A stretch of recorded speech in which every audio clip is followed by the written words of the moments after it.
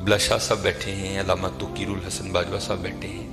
یہ فقہ کی کتابوں میں لکھا ہے کہ جب مسجد کی صفائی کی جائے نا تو جو مسجد کا کوڑا ہے نا، ظاہر ہے نکلے گا نا کوڑا کا، ریت ہوگی، مٹی ہوگی، کچھ اور بھی معاملات ہو سکتے ہیں. تو فقہ کی کتابوں میں لکھا ہے کہ جو مسجد سے نکلنے والا کوڑا ہے اس کوڑے کو اس جگہ نہ پھینکا جائے جہاں عام گھروں کا کوڑا آتا ہے، کہ مسجد کے کوڑے کا بھی ادب کرنا ہے کہ یہ اللہ کے گھر کا کوڑا ہے. اس لیے حضرت ادب کیا کرو، ادب کیا کرو، ادب کیا کرو. ادب پہلا کرینہ ہے محبت کے کرینوں میں. اس لیے جب کبھی اللہ جل شانہ کے گھر میں آنے کی توفیق ہو جائے نا تو اپنی آوازیں پست رکھا کرو. یہاں آواز بلند نہیں کرنی ہے.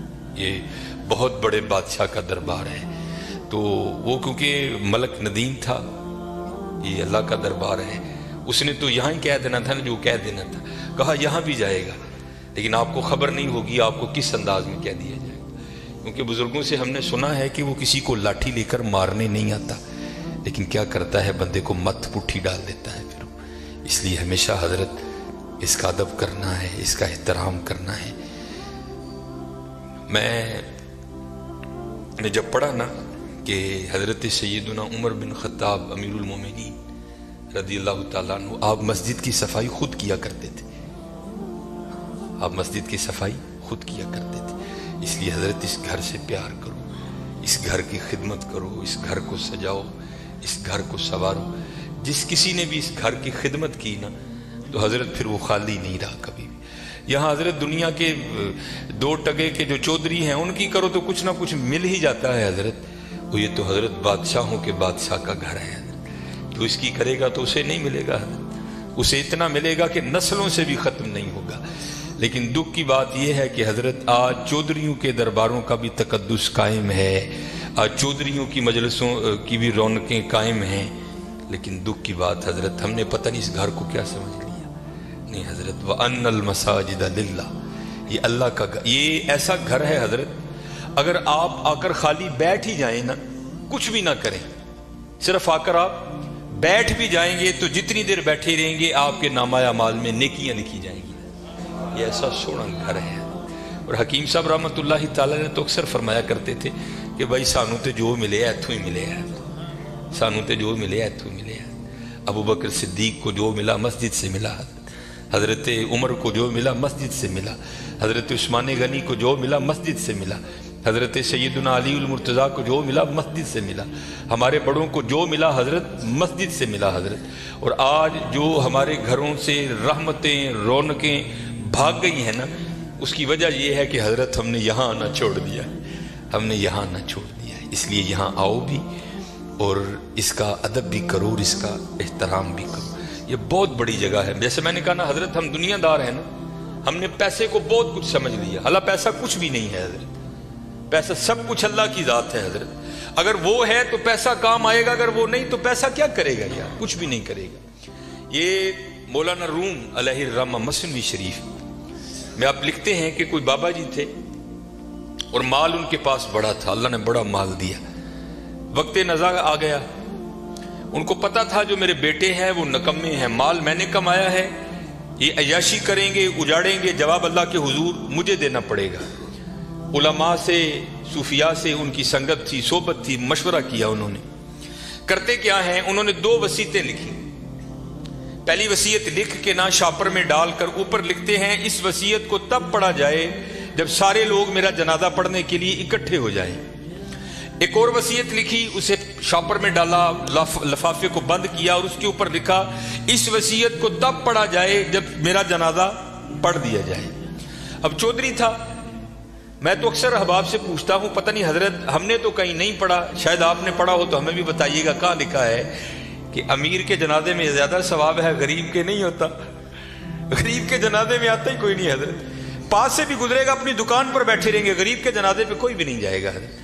اور اگر جنازہ ہو کسی امیر آدمی کا، ہمیں اطلاع کسی بھی راہ صلاح سے مل جائے ہم ضرور پہنچیں گے حضرت. اور یہ میں نے اب دیکھا ہے حضرت، پہلے جنازے پہ کون ملا کرتا تھا کسی سے، اب جناب جنازے پہ بھی لوگ ایسے ملتے ہیں جیسے شادیوں پر ملا جاتا تھا. اور اس کا مقصد کیا ہوتا ہے، پاجی دھیان رکھیو میں بھی آیا جی تے جے کل کو میرا مر گیا تو تسی بھی آنا جی. عجیب رنگ لگ گیا یار. आधा आधा घंटा, पौना पौना घंटा लोग हजरत बड़े वहां खड़े होकर एक दूसरे को मिलते रहते हैं। लोग जनाजा पढ़ने के लिए आ गए, इमाम साहब भी खड़े हुए, आपने लोगों को नीयत बताई। तो जो बाबे का बड़ा बेटा था ना, वो कहता है मौलवी साहब अब्बा जी होरां ने 2 वसीयतां कीतियां ने। पहली वसीयत पर उन्होंने लिखा है इस वसीयत को तब खोल के पढ़ा जाए जब सारे लोग मेरा जनाजा पढ़ने के लिए आ जाएं। अब सारे लोग आ गए हैं, कितारें बन गई हैं, सफ़ें बन गई हैं, तो आप ये वसीयत पढ़े। ये मौलाना रूम लिख रहे हैं, सन 700 हिजरी में मसनी शरीफ आपने तसनीफ की।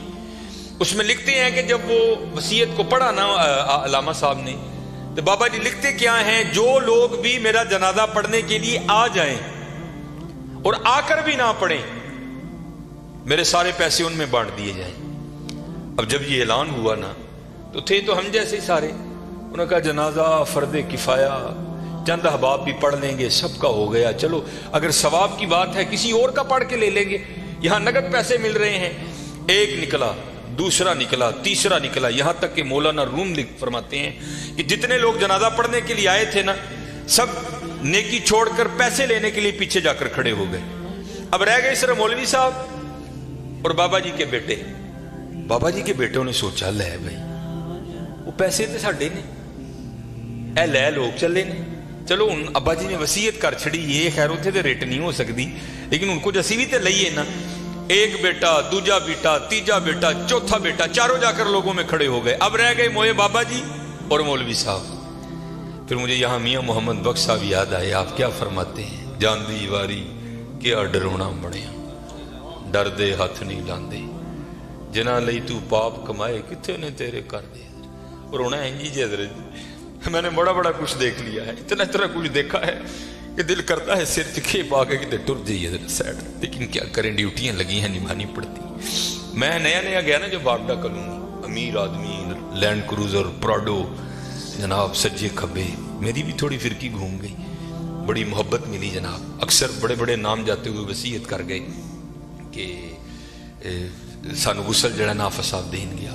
मैं भी नया नया था, मैंने भी चले जाना। एक बहुत बड़ा हजरत सियालकोट का नाम है, गुसल देने के लिए गया। इसी तरह सर्दियां थी, बाबा लेटा है चारपाई पे, उसका बेटा खड़ा था, तो बाबे ने ना स्वेटर पहन रखा था। स्वेटर भी कोई माड़ा स्वेटर नहीं हजरत, ब्रांड का स्वेटर, कई हजार उसकी कीमत होगी। तो मैंने बड़े बेटे को कहा, मैंने कहा गल बात सुनो, जो तेरे हाथ में ये जो एप्पल का मोबाइल है ना, जिसकी कीमत इस वक्त भी 1.5 लाख से ऊपर है, ये बाबे की कमाई का है। ये तूने हाथ पे राडो बांध रखी है ना, ये बाबे की कमाई की है। जो तेरे पास लैंड क्रूजर है ना, ये बाबे की कमाई की है। और ये वो बाबा है कि जिसको वली होने की तेरे लिहाज से सनद अल्लाह और अल्लाह के रसूल ने दी है। ये जैसा भी है तेरे लिए वली है। जिम्मेदारी मेरी है, जे तू कहे तो मैं बाबे का स्वेटर ऐने तेन ला के दिना वा कि बाबे ने तकलीफ नहीं होएगी, तो स्वेटर तू रख ले, बाबे का स्वेटर है, ऐसे सदके तेरिया मौजा ने पाया कर। ये मस्जिद में बैठा हूँ हजरत, मुंडा कहता ना ना हजरत मुर्दे दियां शैवां नहीं पाई दी,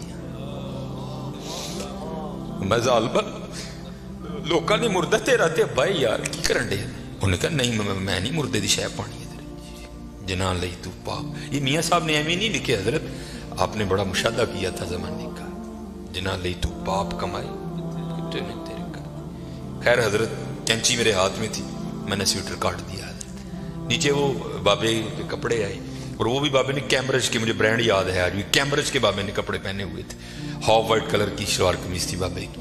मैंने दूसरे बेटे को कहा उसी तरह, मैंने कहा सारियां मुजाहिदियां ने, अब बाबे की शलवार है कमीज मैं लाना रख ले यार, कदी कदी तबरक समझ के पाई, ये मेरे वालिद दी। उसने भी यही कह के इनकार किया। फिर जब गुसल देने की बारी आई, मैंने कहा बताता मैं हूं गुसल कैसे देते हैं। ऐ ओ अब्बा जिहदे मोंढे ते बह के तुसीं टुरना सिक्खिया सी, ऐ ओ अब्बा जिहदी उंगली फड़ के तुसीं टुरना सिक्खिया सी, ऐ ओ अब्बा जिहड़ा कदी तुहानूं मरी खड़दा ही, कदी नरान खड़दा ही, कदी कागान खड़दा ही, कदी इंग्लैंड लैके गया, कदी सिडनी लैके गया। मैं दसना वा गुसल दो। तीनों बेटों ने गुसल देने से इनकार कर दिया। कुछ भी नहीं हजरत, ये इसी तरह है, इसी तरह है। अगर इससे प्यार करोगे, वहां बेवफाई करोगे तो इसी तरह है, इसी तरह। सारे खड़े हो गए, रह गए मौलवी साहब और बाबा जी। सारे लोग पैसे लैन खड़ोते, 4 ملنگ پہ لنگن اتر فَمَن يَعْمَلْ مِثْقَالَ ذَرَّةٍ خَيْرًا يَرَهُ اللہ کہتے ہیں اگر کسی نے ذرے برابر بھی خیر کیتے ہیں میں دا ضائع نہیں کروں گا، انہوں بدلہ داں گا۔ اور کیونکہ وہاں تو حضرت تول ہوگا فَأَمَّا مَنْ ثَقُلَتْ مَوَازِينُهُ فَهُوَ فِي عِيشَةٍ رَاضِيَةٍ جنہیں نیکیاں ود گئی ہیں اور زندگی دل پسند ہوئے گی۔ اسی لیے جو اللہ والے ہیں وہ نیکیوں کی بڑی قدر کرتے ہیں، وہ ایک نیکی کو بھی ضائع نہیں ہونے دیتے، ہو سکتا ہے کل یہی کام بنا دے۔ اور ہم تو یہاں حضرت ایسے نیکیوں کو ضائع کرتے ہیں کہ الامان والحفیظ حضرت او بابے اور عیسان 3 نال مرید سن ویکھیا جنازگاہ چ لوگ کھلوتے نے، جانا ہی ہے نا کہ 5 منٹ لیٹ ہو جائیں گے، فری دی نیکی ہے، آؤ چلیے۔ آ کر کیا دیکھتے ہیں بابا جی اور کلے مولوی صاحب، دنیا جناب کھڑی ہے ادھر۔